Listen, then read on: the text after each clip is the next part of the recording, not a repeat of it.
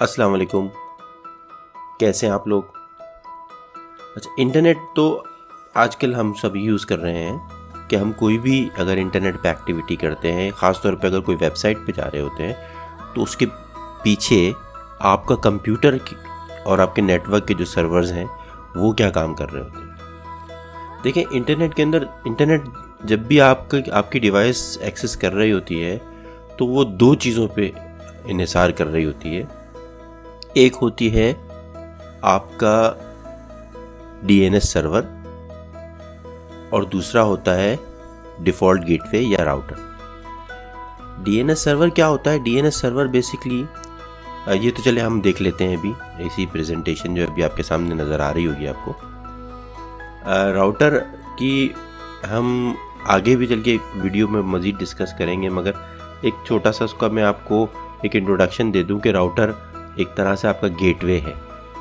Gateway से मुराद हमारी कि अगर आप किसी इमेजिन करें कि आप किसी कॉलोनी के अंदर रहते हैं और आपकी कॉलोनी चारों तरफ से बंद है, एक गेट है जहाँ से आपको बाहर निकलना होता है। यानी कि अगर आपकी कॉलोनी में से किसी को बाहर निकलना हो और उसको रास्ता नहीं पता हो, तो जिसको रास्ता पता होगा वो यही बोलेगा कि आप इस तरफ चले जाएं और वहाँ पे गेट है, गेट से आप कॉलोनी से बाहर निकल जाएंगे।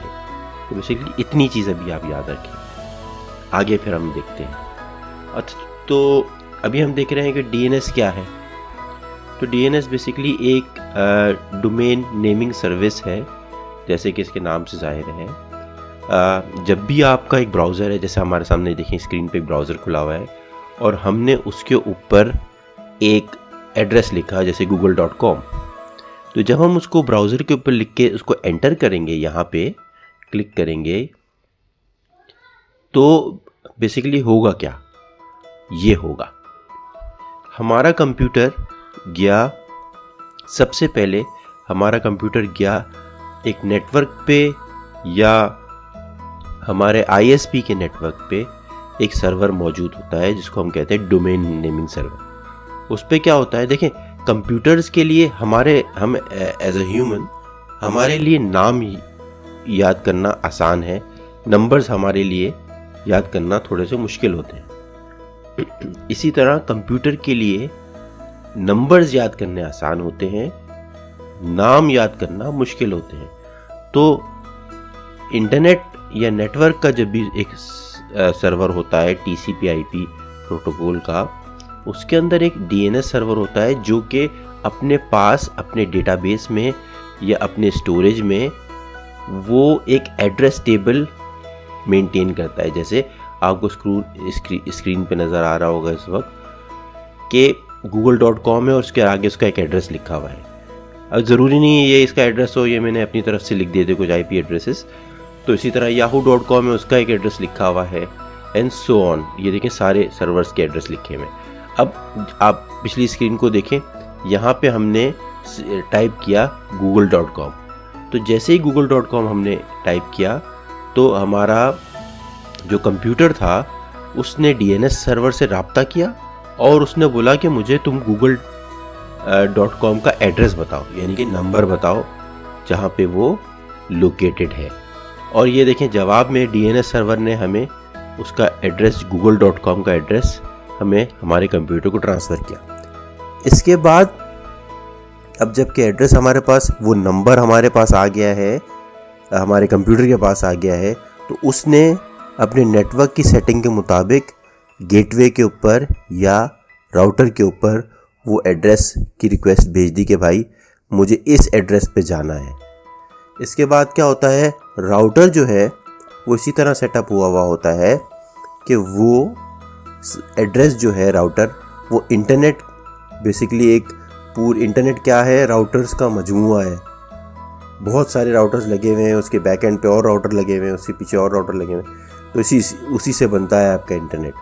तो राउटर्स यानी कि राउटर ने इंटरनेट से वो इन्फॉर्मेशन ली कि भाई 8.8.8.8 कहाँ है, तो वो घूमते घुमाते मुख्तलिफ राउटर से होती हुई वो रिक्वेस्ट पहुंची गूगल के सर्वर पे जिसका एड्रेस था 8.8.8। उसके बाद जो रिक्वेस्ट हमारे कंप्यूटर ने की थी वो गूगल के सर्वर ने इंटरनेट के थ्रू हमारे राउटर को दी और राउटर ने वो इन्फॉर्मेशन हमारे कंप्यूटर को दे दी। तो ये पूरा एक प्रोसेस होता है जिसके ज़रिए आपका कंप्यूटर इंटरनेट से कोई भी चीज़ फेच करता है। वो सारे वर्किंग इस तरह होते हैं। ये हमारी नज़रों से बिल्कुल ट्रांसपेरेंट होता है। अलबत्ता अगर आप देखें, कभी आपके उम्मन ब्राउज़र्स की बॉटम पे नीचे उसकी एक्टिविटी या उसके फेजेस आ रहे होते हैं जिसके ऊपर वो कम्युनिकेट कर रहा होता है। तो कभी अगर आपका इंटरनेट नहीं चले तो आप उसको गौर से देखिएगा, और कभी चले तो उसको देखिएगा। तो उसके अंदर आपको थोड़ी थोड़ी ये जो मैंने अभी पूरा प्रोसेस दिया, ये आपको एक तरह से विजुअलाइज करने का मौका मिलता है। तो ये तो थी डीएनएस सर्विस। अब हम देखते हैं कि डीएनएस सर्विस को अपने नेटवर्क पे कैसे कॉन्फ़िगर करते हैं। नेटवर्क डीएनएस सर्वर बहुत सारे किस्म के होते हैं, मगर हम अपने नेटवर्क पे एक माइक्रोसॉफ्ट का डीएनएस सर्वर बनाएंगे। अच्छा, डीएनएस सर्वर के मुतालिक मैं आपको एक बात बता दूं कि डीएनएस सर्वर ज़रूरी नहीं है कि एक ही डीएनएस सर्वर, तो उसके अंदर ज़रूरी नहीं कि इतने सारे एड्रेस एक ही कंप्यूटर में समा सकें। तो इसलिए ये डीएनएस सर्वर जो मैं यहाँ पे विजुअलाइज़ किया हुआ है, इसको आप विजुअलाइज़ कर लें कि ये पूरा नेटवर्क है। तो चले अब हम अपना डीएनएस सर्वर सर्विस एक विंडोज़ 2019 जो हमने कुछ सीरीज़ पहले इंस्टॉल किया था उसी के ऊपर इंस्टॉल करते हैं, और मैं उसकी आपको मज़ीद वर्किंग दिखाता हूँ किस तरह उसको कॉन्फ़िगर करते हैं। जी, तो हम आ गए हैं विंडोज़ 19 सर्वर पे अपने, और हमने सर्वर मैनेजर खोल लिया है जिसके ऊपर रह के हम मुख्तलिफ रोल्स इंस्टॉल कर सकते हैं। तो चलें इसके अंदर ऐड रोल्स में जाते हैं और नेक्स्ट करते हैं विजिट को role based installation. Yes, role install करने जा रहे हैं। सर्वर हम लोकल सर्वर ही सेलेक्ट कर लेते हैं, और यहाँ पे जाके हम इस बार डीएनएस सर्वर पे क्लिक कर देते हैं। डीएनएस सर्वर के साथ कुछ मज़ीद वो फीचर्स इनेबल कराना चाह रहा है, ऐड कराना चाह रहा है, जो कि उसके लिए मैंडेटरी है, तो हम उसको भी ऐड फीचर्स कर देते हैं और नेक्स्ट करते हैं। फिर नेक्स्ट फीचर्स मज़ीद कोई सेलेक्ट नहीं करने, और उसको नेक्स्ट करके हम इसको इंस्टॉल कर देते हैं। एक चेक लगा देते हैं कि अगर इसको ज़रूरत पड़े, इसके बाद ज़रूरी हो तो खुद ही रीस्टार्ट करा दे, हमारे इनपुट का वेट नहीं करे, इससे थोड़ा सा टाइम बच जाता है।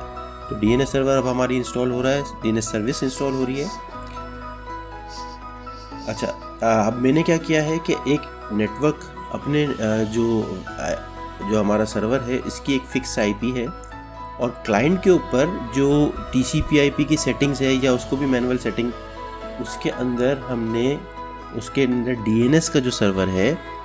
अच्छा, जब तक ये सर्विस इंस्टॉल हो रही है तो कुछ चीज़ें आपको मज़ीद बता दूं कि डीएनएस सर्वर के जो हमारे इस सर्वर के डीएनएस सर्वर इसमें मैं इंस्टॉल कर रहा हूँ, इसकी जो आईपी है वो मैंने डीएनएस सर्वर जो हमारा क्लाइंट है उसकी आईपी में वहाँ पे उसकी सेटिंग में मेंशन कर दिया है, ताकि जो भी डीएनएस की रिक्वेस्ट हो वो जो हमारा क्लाइंट पीसी है वो इसी कंप्यूटर से या इसी सर्वर से ले ले। विजिट कंप्लीट हो गया है, डीएनएस इज़ रेडी, इसको रीस्टार्ट की ज़रूरत नहीं पड़ी। आईएस में चलते हैं डीएनएस की स्नैपिन में, और यहाँ पे इसको कॉन्फ़िगर करते हैं। डीएनएस सर्वर को सेलेक्ट करेंगे और यहाँ पे हम जाके एक फॉरवर्ड लुकअप जोन में जाएंगे। फॉरवर्ड लुकअप जोन बेसिकली आपका जो ट्रेडिशनल वे है डीएनएस सर्वर का, जो मैं अभी अपनी प्रेजेंटेशन में बताया कि एक साइट के नाम से, एक सर्वर के नाम से या एक वेबसाइट के नाम से उसका नंबर या उसका आईपी एड्रेस निकालने के अमल को फॉरवर्ड लुकअप कहते हैं। इसके बरक्स जो कि एक एडिशनल काम जो कि आपका डीएनएस सर्वर मज़ीद परफॉर्म करता है वो है रिवर्स लुकअप। इसके अंदर क्या होता है कि नेटवर्क आईडी डीएनएस सर्वर को दी जाती है और पूछा जाता है ये इसका नेम क्या है। ये अगर आप एक, जैसे हम एक्टिव डायरेक्टरी इंस्टॉल करते हैं या एक नेटवर्क होता है, तो उसके अंदर बेसिकली आपको ये डिसाइड करना पड़ता है कि जब आप सेटिंग करते हैं कि कुछ आपके कंप्यूटर के जो सर्वर्स हैं या जो सर्विसेज हैं वो लोकल होती हैं नेटवर्क पे, और कुछ होती हैं जो कि नेटवर्क से बाहर होती हैं। तो जो लोकल सर्विस आइडेंटिफाई करने के लिए कि भाई ये जो कंप्यूटर्स हैं ये लोकल नेटवर्क पे एग्जिस्ट करते हैं, इसके लिए आपको बाहर जाने की या गेटवे पे जाने की ज़रूरत नहीं है। बस इतना ही अभी तक समझाऊंगा मैं। हम जाते हैं, अपना प्रैक्टिकल करते हैं। फॉरवर्ड लुक जोन पे राइट क्लिक करते हैं, न्यू जोन क्रिएट करते हैं। विजिट चलता है माइक्रोसॉफ्ट की, ये बहुत अच्छी चीज़ है कि विजिट में बहुत आसान करवा देता है काम। विजिट में सबसे पहले प्राइमरी जोन है। देखें, अगर ये पहला आपके डोमेन का पहला सर्वर है तो उसके अंदर आप लोग प्राइमरी जोन सेलेक्ट करते हैं। और अगर जैसे आप चाहते हैं कि आपके नेटवर्क अगर बड़ा नेटवर्क है तो आप चाहते हैं कि नेम सर्वर्स 2 हों, इन केस एक सर्वर बैठ जाए तो आपके जो क्लाइंट है उनका काम जारी रहे और दूसरे सर्वर से वही काम ले सकें। तो अगर हमारा ये दूसरा सर्वर होता तो हम सेकेंडरी पे जाते और उसके अंदर प्राइमरी का एड्रेस दे देते, मगर क्योंकि ये हमारा पहला DNS सर्वर है इसलिए हम इसको प्राइमरी पे ही सेलेक्ट करेंगे और नेक्स्ट पे क्लिक कर देंगे। यहाँ पे हम अपना डोमेन दे देते हैं। क्योंकि ये दोनों कंप्यूटर्स हमारे लोकल नेटवर्क पे हैं, हम इसमें जो मर्जी करें चाहे करें, तो हम इसके अंदर कोई भी नाम दे देते हैं। जैसे मैं आप लोगों को देता हूँ yahoo.com। अब ये जो yahoo.com है ये वो वाला yahoo.com नहीं है जो इंटरनेट पे है, क्योंकि ये मेरे नेटवर्क पे है, नेटवर्क मेरे हाथ में है, मैं उस पर जो भी चाहूँ करूँ। yahoo.com पे नेक्स्ट किया,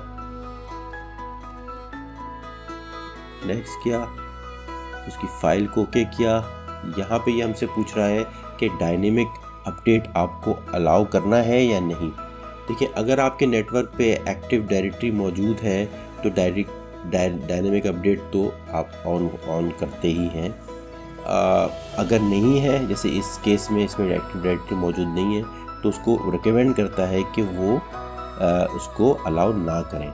डायनेमिक अपडेट क्या होता है कि क्लाइंट खुद से अपना नाम आके DNS सर्वर को बता देता है कि भाई इस बार मेरा नाम ये है, अगली बार मेरा नाम ये है। वो अपना नाम चेंज कर सकता है। डायनेमिक अगर डिसेबल होता है तो क्लाइंट के पास जो उसको नाम आपने असाइन कर दिया वही उसका नाम रहता है। तो डू नॉट कर देंगे, फिनिश करेंगे, हमारा जो नेम है वो सिलेक्ट हो गया। अब इसको थोड़ा सा एक्सपेरिमेंट करने के लिए यहाँ पे जाके yahoo.com जो हमने नेम बनाया उसके अंदर मैं एक A रिकॉर्ड बना दूंगा। A रिकॉर्ड ये सबसे बेसिक टाइप का आपका रिकॉर्ड होता है। अच्छा, चलें हम जाके सबसे पहले एक A रिकॉर्ड बना लेते हैं और हम इसके अंदर फॉर एग्जांपल दे देते हैं कि DNS।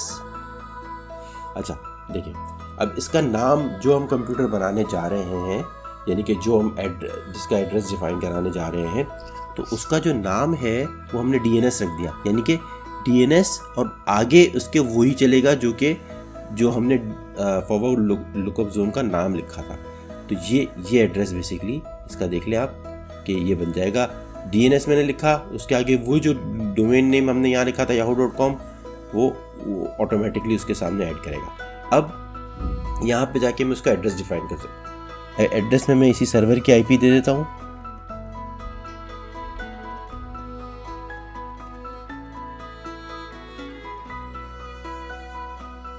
उसको मैं ऐड होस्ट कर देता हूँ। सक्सेसफुली का मैसेज आ गया। दूसरा मेरा एड्रेस जो है वो मैं एक क्लाइंट का भी दे देता हूँ। मैं इस वक्त कनेक्ट करूँगा इसके ऊपर लिनक्स मिंट, जो भी मैंने प्रीवियस वीडियो में इंस्टॉल किया था उसी को मैं इसका क्लाइंट बनाऊंगा। तो मैं इसका नाम दे देता हूँ mint.yahoo.com हो गया। और उसका जो एड्रेस है वो थिंक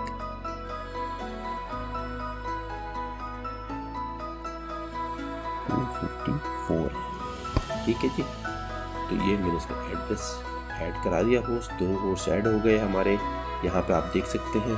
अब हम इसको टेस्ट कर लेते हैं। टेस्ट करने के लिए हम चलते हैं क्लाइंट के ऊपर। तो अब आप 2 नाम याद रखिएगा, DNS.yahoo.com जो कि इस सर्वर का एड्रेस है, इसकी IP ये है। और ये याद रखिएगा कि दूसरा जो एड्रेस है वो है mint और उसकी IP ये है। और उसका टोटल पूरा जो फुली क्वालिफाइड डोमेन नेम बनेगा वो बनेगा mint.yahoo.com। ठीक है, तो चलें अब हम क्लाइंट PC पे चलते हैं।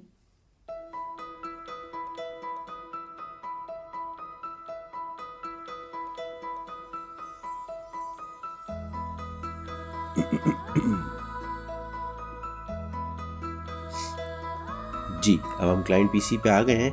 सबसे पहले मैं आपको उसकी सेटिंग चेक करा देता हूँ।